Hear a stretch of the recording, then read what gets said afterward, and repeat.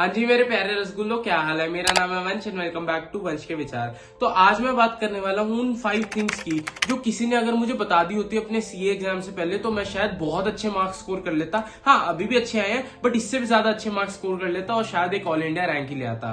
तो ये कुछ 5 चीजें हैं जो मतलब जनरलाइज्ड वे में कोई बताता नहीं है, बट आई बिलीव कि अगर आपको ये पता हो तो आप डेफिनेटली अपने आप को और बेटर प्लान कर पाएंगे। सीन की लास्ट मंथ आ गया और सीए एग्जाम्स बस आने ही वाले हैं। सबसे पहली चीज है सॉल्व योर 100% सिलेबस। अब सुनने में बड़ा क्लीशे लगेगा क्योंकि काफी सारे लोग ऐसे हैं सीए में जिनका 70% या 50% सिलेबस भी नहीं होता, बट मैं हमेशा बोलता हूँ 100% सिलेबस करके जाना है। इसका एक रीजन है क्योंकि जब पेपर में क्वेश्चन आने हैं तो आपको नहीं पता किस चैप्टर से कितना ही टफ क्वेश्चन आ जाएगा और किस चैप्टर से कितना ही आसान क्वेश्चन आ जाएगा। क्योंकि देखा, जब इंस्टीट्यूट क्वेश्चन बनाने में आता है सितंबर एंड में हमने देख लिया बड़ा टफ पेपर भी बना सकता है वो। तो हमें क्या करना है, हमें हर चैप्टर को देख के जाना है, उसके कंसेप्ट को समझ के जाना है, ताकि अगर किसी चैप्टर से इजी सा एमसीक्यू भी आ जाए तो हम वो 2 नंबर भी इंस्टीट्यूट को जैसे फ्री में ना दे और उनको उनसे निचोड़ ले। क्योंकि अगर कोई चैप्टर हमने बिल्कुल अच्छे से, जिसे कह दो मतलब बिल्कुल अच्छे से तैयार किया हो, बट एग्जाम पैटर्न में, एग्जाम प्रेशर में क्या पता वो हमसे सॉल्व ना हो और क्या पता उस चैप्टर से वो कॉन्सेप्ट क्वेश्चन आ जाए और जो बहुत डिफिकल्ट हो, हम कर ही ना पाए।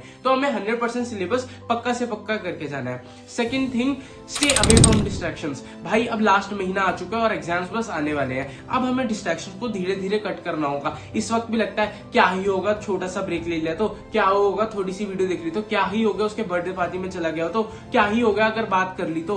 भैया ये छोटी छोटी चीजें बाद में लॉन्ग टर्म इंपैक्ट छोड़ के जाती हैं और तुम्हें अटेम्प्ट कॉस्ट कर देती हैं। जब वो 6 महीना दोबारा पढ़ना पड़ेगा ना, द पेन ऑफ रिग्रेट बहुत बड़ा है भाई द पेन ऑफ डिसिप्लिन से। डिसिप्लिन का पेन छोटा लगता है बट जो रिग्रेट का रह जाता है ना वो जिंदगी भर नहीं जाता, जो अटेम्प्ट का रह जाता है। इसलिए मैं बार बार कहता हूँ कि अब डिस्ट्रैक्शंस को कट करना शुरू करो और धीरे धीरे होगी यार। एक दिन में ऐसा नहीं होगा मैंने फोन बंद करके फेंक दिया और अगले दिन से ले लो भाई सब हो गया। फोन बंद करके भी रख दोगे तब भी अंदर से उत्सुकता होती रहेगी, पता नहीं क्या हो रहा है। तो धीरे धीरे अपनी डिस्ट्रैक्शंस को कम करना शुरू करो, अपने ब्रेक्स को मैनेज करके रखा करो, उनको लिमिट कर दिया करो और अब अच्छा खाना पीना मतलब हेल्दी फ्रूट्स, हेल्दी स्नैक्स खाने शुरू कर दो। बाहर का खाना पीना छोड़ दो। माना मुझे पता है वेडिंग सीजन चालू है पूरे इंडिया में, बट अपना शादियों में जाना कट कर दो क्योंकि तुम नहीं जाओगे तो ऐसा नहीं है कि दूल्हा दुल्हन एक दूसरे को वरमाला नहीं पहनाएंगे, उन्होंने शादी फिर भी करनी है। तो तुम अभी अपने फ्यूचर का सोचते हुए थोड़ा सा चीजों को बैक स्टेज पे रख के अपनी पढ़ाई को सबसे प्रायोरिटी पे रख के उस पर मेहनत करोगे तो तुम डेफिनेटली बढ़िया से बढ़िया मार्क्स स्कोर कर पाओगे।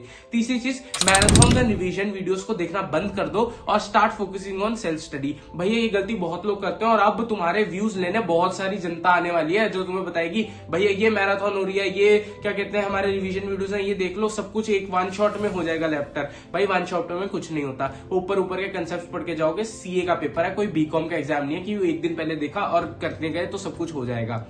सीए के पेपर में तुम्हें एक पूरी क्लैरिटी चाहिए होती है चीज की, उसको सॉल्व करने से पहले। तो instead of 1 shot and lectures start revising yourself. अब थ्योरी सब्जेक्ट्स हो गए उनको खुद रिवाइज करना शुरू करो। ज्यादा टाइम बुक्स के साथ बिताओ रादर देन स्क्रीन के साथ। स्क्रीन के टाइम बिताने का टाइम था जब तुम क्लासेस लगा रहे थे, अब बुक्स के साथ बिताने का टाइम है। क्वेश्चंस को ज्यादा से ज्यादा सॉल्व करने का टाइम है जब तक तुम उनको हाथ से सॉल्व नहीं करोगे। That comes to my 4th point, written practice. भैया हम रिटन प्रैक्टिस को तो छोड़ते हैं, छोड़ दे यार, ऑडिट कर ले, ऊपर से देख ले, काम चल जाएगा। और ये सबसे बड़ी गंदी आदत है, चाहे थ्योरी सब्जेक्ट हो या practical subject, written practice is very very important. जब तक तुम लिख के चीजों को नहीं करोगे चीजें दिमाग में नहीं जाने वाली, वो माइंड टू हैंड कनेक्शन बैठता नहीं है और जब तुम एग्जाम हॉल में बैठोगे ना ब्लैंक आउट हो जाओगे, छपैक हो जाएगा, जिसे कहते हैं ना मछली पानी में गई छपैक, ऐसी सिलेबस जाएगा पानी में, छपैक, कुछ ध्यान नहीं आएगा। तो चीजों को अभी से लिखना शुरू करो। और लिखने का मतलब ये नहीं है कि तुम पूरा पूरा गाथाएं लिखने लग जाओ कि अपना टाइम ही वेस्ट कर दो। It is about smart writing. जो डिफिकल्ट चीज है, जो समझ नहीं आ रही है, उसको लिख के देख लिया और साथ में लिख के 2-3 बार रिवाइज कर लिया। और चीजों को जब लिख रहे हो उसको रफ वर्क में स्क्रिबल करते हुए लिखो कि यार बस लिख लिया for the sake of writing, कि एक माइंड टू हैंड कनेक्शन बैठ गया,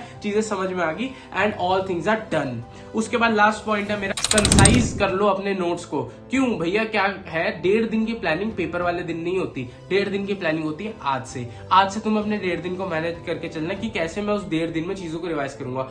और उनको कैसे कर पाओगे, जब तुम अच्छे से भैया रिवीजन प्रैक्टिस करोगे और अपने नोट्स को, तो अपने नोट्स को कंसाइज आज से करना शुरू कर दो। बना लो कि यार ये मेरे नोट्स है, मैंने इनमें से रिवाइज करना है, इन्हीं चीजों को देखना है, बस बात खत्म। और मैं डिफरेंट फैकल्टीज के नोट्स में नहीं जाने वाला या मैं डिफरेंट किताबों को नहीं पकड़ने वाला। और अगर आईसीएम मॉड्यूल पे स्टिक कर रहे हो तो उसमें भी मार्क करके इंपॉर्टेंट चीज रख लो ताकि तुम कंसाइज करके 1.5 दिन में देख के सारे कंसेप्ट चले जाओ। अगर तुम 1.5 दिन में 100% चीज देख के नहीं गए ना तो काफी हाई चांसेस है कि वो पेपर में क्लिक नहीं करेगी, और अगर वो पेपर में क्लिक नहीं करी तो भैया पंगा हो जाएगा, दिक्कत हो जाएगी। तो ये थी कुछ 5 ट्रिक्स एंड टिप्स, मतलब क्या बोल रहा हूं मैं, 5 ट्रिक्स एंड टिप्स जो मुझे तुम्हें बतानी थी, ताकि तुम अपने एग्जाम्स को बढ़िया से कर पाओ। एंड बाकी अगर फिर भी कोई कमी पेशी रह गई हो तो नीचे ये मेंटोर बैठा है, मैसेज कर देना। एंड चैनल पर नए हो तो सब्सक्राइब बिल्कुल ना करना, क्यों? क्योंकि तुम्हें तुम्हारे फ्यूचर की मुझे लगता है चिंता नहीं है।